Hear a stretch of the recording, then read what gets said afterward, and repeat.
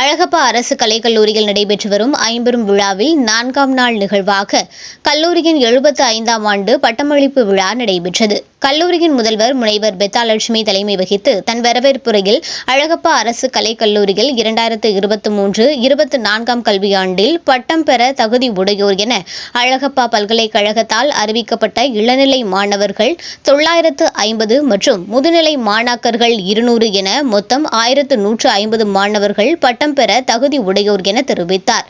மேலும் அவற்றில் 55 மாணவர்கள் பல்கலைக்கழக அளவில் தரம் பெற்றவர்கள் என்றும் கூறினார்.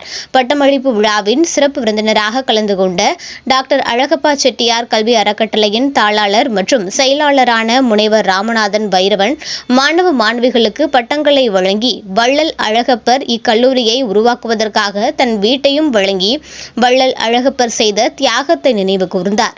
இன்றளவும் வள்ளல் அழகப்பரை பற்றி நாம் பேசிக் கொண்டிருக்கிறோம் என்றால் அதற்கு அவர் செய்த அளப்பரிய தியாகம்தான் காரணம். அவரின் வழியில் இக்காரைக்குடி மண்ணில் ஒரு மருத்துவக் கல்லூரியை துவங்க வேண்டும் என்பதே என் வாழ்நாள் லட்சியம் என்றும் அவர் குறிப்பிட்டார்.